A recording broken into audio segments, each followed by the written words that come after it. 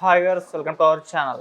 సజ్జల సజ్జల గారిని మరొకసారి జగన్మోహన్ రెడ్డి గారు అక్కున చేర్చుకున్నారని చెప్పుకోవచ్చు. అంటే అంతకుముందు ఆయన పైన కొన్ని ఆరోపణలు అయితే వచ్చాయి. అసలు వైసీపీ అధికారం కోల్పోవడానికి కారణమే సజ్జల గారు అని చెప్పేసి కూడా చాలామంది విమర్శించేశారు. ఇప్పుడు మళ్ళీ సజ్జల గారికి ఒక కీలకమైన బాధ్యతలు అయితే జగన్మోహన్ రెడ్డి గారు అప్పగించడం చూస్తున్నాం. మరి ఇది ఎటువంటి పరిణామాలకు అంటే ఎటువంటి పరిణామాలు తీసుకునే ఛాన్స్ ఉంది, మళ్ళీ వైసీపీ గాడినప్పుడు అవకాశం కనిపిస్తుందా లేదా? ఇప్పుడు ఇదే అంశం మీద డిస్కస్ చేయడానికి ప్రజెంట్ మనతో పాటు జగదేవ్ గారు సీనియర్ జర్నలిస్ట్ ఉన్నారు. వారితో ఒకసారి మాట్లాడి తెలుసుకుందాం. సార్ నమస్కారం. సార్ నమస్తే సార్, సజ్జల గారికి వైసీపీ రాష్ట్ర కోఆర్డినేటర్గా నియమించడం మనం చూస్తూ ఉన్నాం సార్. సో అంతకుముందు చాలా రూమర్స్ స్ప్రెడ్ అయ్యాయి. సజ్జల గారిని జగన్మోహన్ రెడ్డి గారు దూరం పెట్టేశారు. ఎందుకు అని అంటే వైసీపీ ఓడమి కారణమే సజ్జల గారు అని చెప్పేసి కొన్ని ఆరోపణలు ప్రచారంలో ఉండడం మనం చూస్తాం.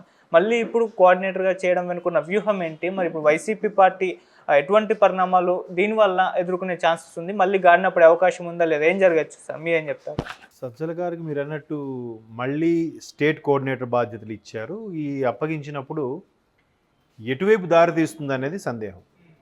మీరు అన్నట్టు ఆ వార్తలు అయితే బాగా వినిపించాయి. సజ్జల గారికే పెద్దపీట వేశారు. సకల శాఖ మంత్రి అన్నోన్ ఆల్ దాన్ని ఏమంటారు క్యాబినెట్స్ అన్నట్టుగా ఒక ట్రోల్స్ అయితే జరిగేవి. అది చాలదన్నట్టు వాళ్ళ అబ్బాయి భార్గవరెడ్డి గారికి కూడా సోషల్ మీడియాలో ఇన్ఛార్జిగా చేయడము, ఆయన అన్నీ చూసుకున్నారని, ఐపాక్ టీంను కూడా ఆయన కనుసన్నల్లో నడిచేదని, ఆయన ఇష్టం వచ్చినట్టు పోస్టులు పెట్టేవారని కూడా ఒక వార్తలు ఉన్నాయి. ఇవన్నీ జరిగిన తర్వాత కూటమి గవర్నమెంట్ ఫామ్ అయింది. ఫామ్ అయిన తర్వాత ఎందుకో సడన్గా ఒక్కసారి విజయసాయిరెడ్డి గారి మీద ఒక దేవాదాయ శాఖ అసిస్టెంట్ కమిషనర్, డిప్యూటీ కమిషనర్ ఆవిడ పేరు మర్చిపోయాను, ఆవిడదో ఇష్యూ రావడం, వాళ్ళిద్దరికీ ఏదో సంబంధం ఉంది, వాళ్ళ బిడ్డ ఎవరు, ఇట్లా రకరకాలుగా కూడా జరిగాయి కదా.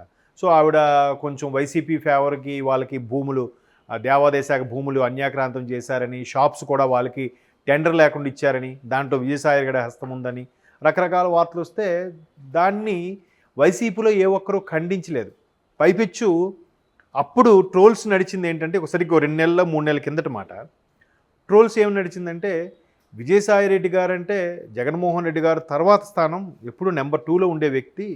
ఆయన సొంత వ్యవహారాలు కానీ, రాజకీయ వ్యవహారాలు కానీ, కుటుంబ వ్యవహారాలు కానీ ప్రతిదీ కూడా చూసుకున్నది విజయసాయిరెడ్డి గారు. విజయసాయిరెడ్డి గారి పెత్తనాన్ని తట్టుకోలేకే ఎవరో వైసీపీకి చెందిన వాళ్ళు ఈ విధంగా ట్రోల్స్ చేస్తున్నారు, ఇది కూటమికి బాధ్యత కాదు అని కూడా కొన్ని వార్తలు చూసాం. సో అప్పుడు చూచాయిగా వినపడిన పేరు ఒక పెద్ద మనిషి పేరు, మనకి అందరికీ తెలిసిన పేరే అది. బట్ ఇప్పుడు నేను చెప్పడం అనవసరం. సో ఇట్లాంటి రకరకాల రూమర్సు, రకరకాలుగా ఇబ్బందులు, మేబీ ఆ పెద్ద మనిషి ఈయనైనా అన్నట్టుగా కొన్ని సందేహాలు, ఈయనేనంటే సజ్జల గారేనా, ఇట్లాంటి వినిపిస్తున్న నేపథ్యంలో మరలా ఆయనకే అన్నోన్ సకల శాఖ మంత్రిగా సజ్జల గారికి ప్రొజెక్ట్ చేశారు, మళ్ళీ ఆయనకే ఇవ్వడం ఉద్దేశం ఏంటనేది క్వశ్చన్ మార్క్. ఇదిలా ఉంటే విజయసాయిరెడ్డి గారు నెంబర్ 2 స్థానంలో ఉన్నప్పుడు సోషల్ మీడియా వేదిక కానీ, లేదంటే పార్టీలో ఉండే కీలకమైన నాయకులు కానీ పరిధి దాటి మాట్లాడిన సందర్భాలు లేవు. అంటే ఊరికే ఎక్స్ట్రీమ్ లెవెల్కి వెళ్ళి టంగ్ స్లిప్ అయిన మాట్లాడడం అయితే జరగలేదు అంతగా. మామూలుగా రాజకీయ పరంగా విమర్శలు చేయొచ్చు, ఎన్నైనా చేయొచ్చు, కానీ మరీ ఫ్యామిలీకి, వైఫ్కి, పిల్లలకి, ఆడపిల్లల మీద విసురులు విసరడం అనేది సరైన పద్ధతి కాదు. అది అందరూ చూసాం. ఇప్పుడు ఆల్రెడీ ఎవరైతే సోషల్ మీడియాలో ఉన్నారో వాళ్ళు ఎదుర్కొంటున్నారు.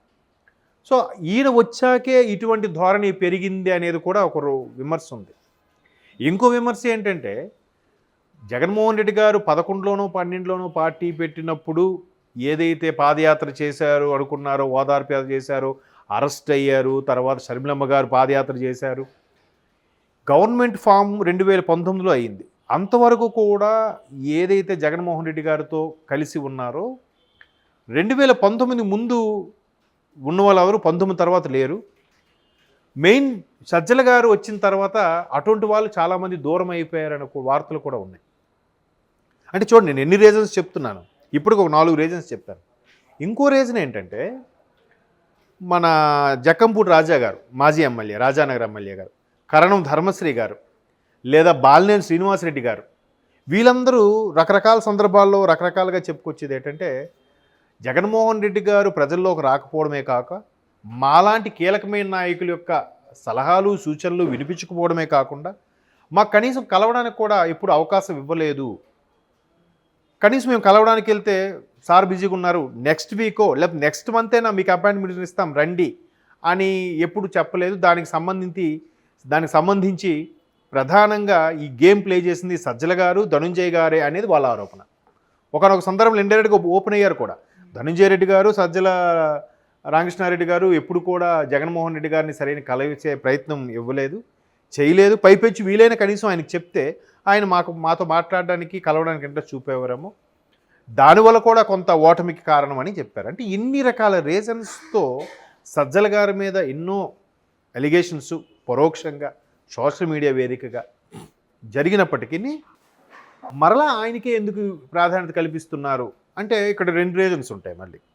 ఒకటి, ఏదైతే హడ్డిల్స్ వెతుక్కొని కష్టంలో ఉన్న గవర్నమెంట్ ఉన్నప్పుడు హోదా చెలాయించడమే కాదు, లేనప్పుడు కూడా దాన్ని టేక్ ఓవర్ చేసి మళ్ళీ కార్యకర్తల్ని గాడిని పెట్టే బాధ్యత కూడా ఆయనకి అప్పగించవచ్చు.